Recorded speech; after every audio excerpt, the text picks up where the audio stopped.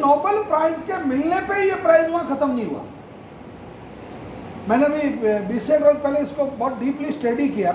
इनकी एक चेली थी, मतलब शिष्य, असिस्टेंट, वो भी डॉक्टर थी तो वो गायनी में या किसी और डिपार्टमेंट में थी, परंतु उन्होंने इस टीम में काम किया था। वुडविक, डॉक्टर वुडविक नाम था उसका। उस डॉक्टर वुडविक ने इस थ्योरी को उठाया। नोबेल प्राइज जब इनको मिला तो इन्होंने कहा कि ये जो दवाई बनाने वाला माफिया है, आप में से अगर किसी को पढ़ने का शौक है तो वो मैंने छोटे अक्षरों में इनको जब किसी भी आदमी को नोबेल प्राइज मिलता है तो वो 6 लाइनें बोलने के लिए उसको कहा जाता है। हालांकि उसकी स्पीच 10 मिनट की अलग होती है, परंतु 6 लाइनों में नटसेल में उसको बोलना होता है, ब्रीफ जिसको बोलते हैं, अर्क। तो वो 6 लाइनें में इन्होंने ये बोला कि ये जो ओमेगा 3 की जो थ्योरी है, इस थ्योरी को ये जो दवाई बेचने वाला जो माफिया है, ये ड्रग माफिया जो है, ये जो दवाई बनाता है या कैंसर का इलाज करने वाला जो गिरोह है, वो गिरोह इस प्रचार को आगे नहीं बढ़ने देगा। और वही हुआ 1931 में मिला, जिसमें आपका गूगल का भी कोई ज़्यादा अस्तित्व नहीं था, और ये नेट वेट ये बहुत ज़्यादा, इस चीज़ को पूरे को गायब कर दिया गया। परंतु इनकी जो शिष्या थी, क्योंकि वहाँ से जो नोबेल मिला वो तो कभी गायब हो नहीं सकता, तो इनकी जो ये शिष्या थी उसने इस थ्योरी को आगे जाके एक्सटेंशन किया इस थ्योरी का, और उसने कहा कि ऑक्सीजन जहाँ है वहाँ कैंसर नहीं रह सकता।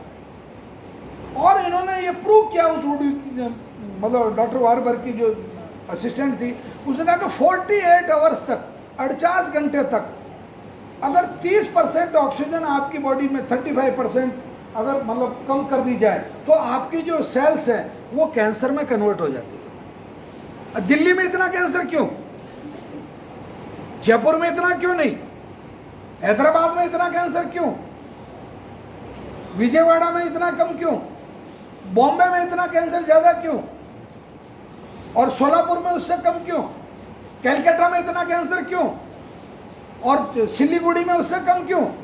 समझ में आ रही बात है? जोधपुर में इतना कम क्यों?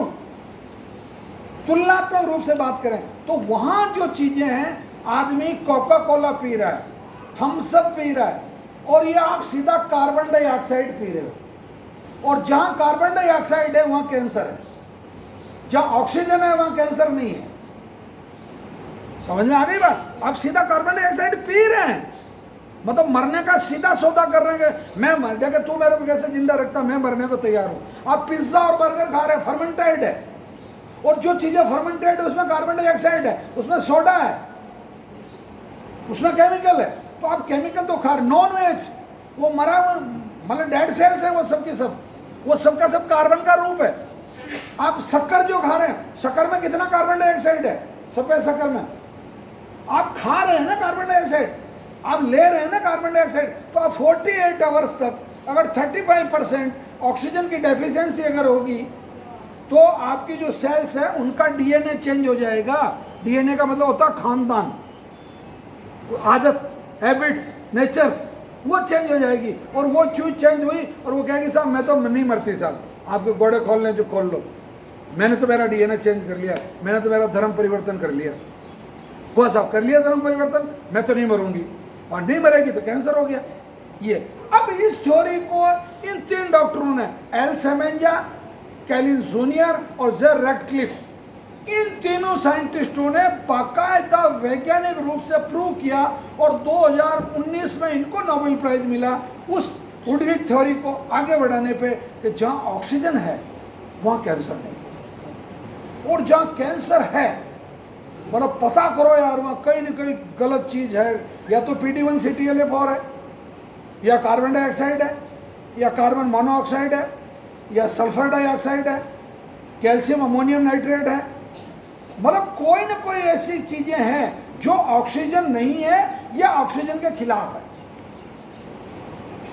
अब इन्होंने पता कर लिया, इन्होंने भी लाखों लोगों पे प्रयोग किया, लाखों लोगों के रिजल्ट कलेक्ट किए, और अंत में नतीजा क्या निकला? नतीजा सुनिए आप। इन्होंने नतीजा ये निकाला कि साहब सबसे ज़्यादा प्रभावी तरीके से अगर किसी कैंसर को ख़त्म आप कर सकते हैं तो आपका जो रेस्पिरेटरी सिस्टम है उसको सुधारिए।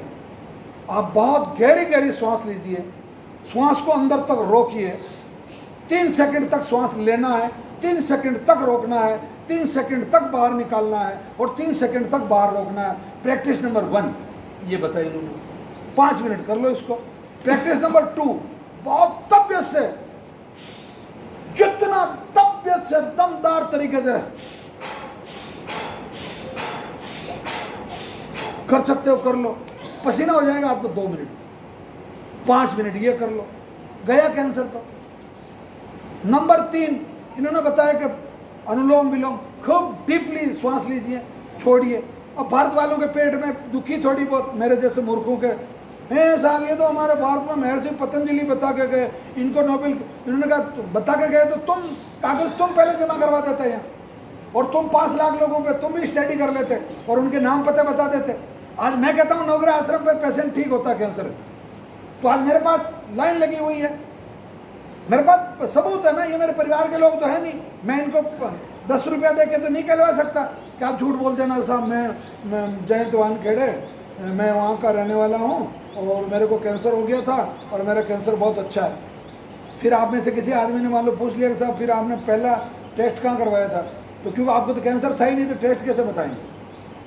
कहने का मतलब इन तीनों ने उस साइंटिफिक सिस्टम से ये प्रूव किया कि रेस्पिरेटरी जो सिस्टम है वो आपके नॉर्मल कैंसर पेशेंट का जो कैंसर है वो 3 महीने कम समय में ठीक कर सकते हैं। मतलब नॉर्मल कैंसर को ठीक होने में अगर 9 महीने लगते हैं तो आप 6 महीने में अपना कैंसर ठीक कर सकते हैं। ब्लड कैंसर को ठीक होने में 6 महीने लगते हैं, उसको आप 3 महीने में ठीक कर सकते हैं। घाटे का सौदा है, फायदे का सौदा है, फायदे का सौदा। नंबर 2 इन्होंने कहा कि अगर आप बकरी का दूध पीते हैं तो आप 3 महीने कम समय में अपना कैंसर ठीक कर लेते हैं।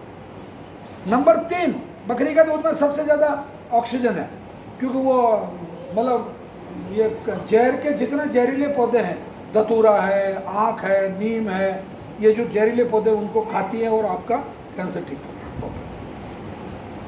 अब समझने वाली एक शानदार बात है, सब्जियां आप वैसे ही खा रहे हैं, परंतु इन्होंने बताया कि ये 7 सब्जी अगर आपकी सब्जी में है, ब्रोकली, पत्ता गोभी, गाजर, टमाटर, हरी से लाल हो रही मिर्च, मतलब जो हरी मिर्च होती है वो धीरे धीरे अध पकी जैसी स्थिति में होती वो, प्लस पालक के पत्ते, मेथी के पत्ते, ये चीजें जो आपकी है, प्लस आपका अगर ये जिसको बहुत अच्छे रिजल्ट मतलब दे रहा है सलजम, चकुंदर, ये सब्जियां अगर आप इस्तेमाल करते हैं, इसका सूप बनाते हैं अगर सूप, और वो सूप अगर दिन के 2 बजे से लगा के रात के 7 बजे तक अगर आप 3 बार 4 बार अगर वो सूप पीते, रोटी नहीं खाए कोई परवाह नहीं, इतना कैलोरी है इसमें, इतना कार्बोहाइड्रेट्स है, इतना मिनरल्स है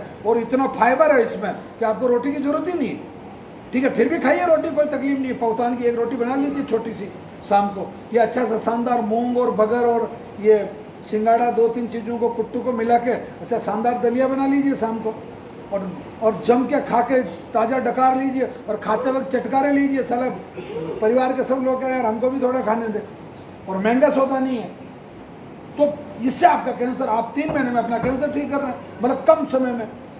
फिर इन्होंने एक बात और बताई, ये जितने भी फ्रूट्स हैं उन फ्रूट्स में पर्टिकुलर फ्रूट्स बता रहा हूँ आपको। अब सीताफल आने लग गया जिसको शरीफा भी बोलते हैं, कैंसर का दुश्मन है, दुश्मन, इतनी एंटी कैंसर प्रॉपर्टी है उसमें, आप जितना सीताफल खाओगे उतना जल्दी आपका कैंसर ठीक होगा और कब्जी खत्म कर देगा, क्योंकि उसमें फाइबर है दुनिया भर का। फिर उसके बाद में आपका ये ड्रैगन फ्रूट बहुत अच्छा पावरफुल पौधा है, मतलब बहुत स्ट्रगल वाला पौधा है, उसका जो फल है काम करेगा। पपीता एंटी कैंसर प्रॉपर्टी रखता है। अब आप तो महंगा फल खरीद के लाए एप्पल, जिससे ना तो कैंसर ठीक होता है और ना कैंसर से वो ठीक होता है। मतलब आपको कुछ फ्रूट सिलेक्ट करने हैं कि जिनमें बताओ आपको एंटी कैंसर। अब जैसे मुनक्का दाग है, वो बीज वाला अंगूर अगर कहीं मिल जाए, मैं कहता हूँ आप उस बीज वाले अंगूर का जूस पीना शुरू कीजिए, गन्ने के जूस में मिला लीजिए। और प्योर जूस अगर आपको पीना है कि मेरे को तो और कुछ जूस मिलता ही नहीं है, तो फिर गन्ने का जूस पीजिए। गन्ने का जूस आपको 90 दिन पहले आपका कैंसर ठीक कर देगा। आपको जिस भी श्रेणी का, अगर आपको ऑस्टियोसार्कोमा है जिसको करीब 2 साल के आसपास लग जाते हैं, तो वो आपका 1.25 साल में आपका कैंसर ठीक हो जाएगा। जो हड्डी का कैंसर होता है ऑस्टियोसार्कोमा। तो ये विज्ञान है पूरा। अब इस विज्ञान को आप लोग अगर समझ गए तो मतलब कैंसर को समझ गए। अब कैंसर के लिए 4 चीजें अब तक की पूरी वार्ता में, पूरा जो लेसन हुआ, मैं फिर मेरा सब्जेक्ट चेंज करता हूं। पहली चीज जो निकली है कि कैंसर कोई बीमारी नहीं है, कैंसर जानलेवा बीमारी नहीं है, कैंसर आपकी कोशिकाओं का डिसऑर्डर है। बहुत सरल तरीके से ये समझ लो कि आपके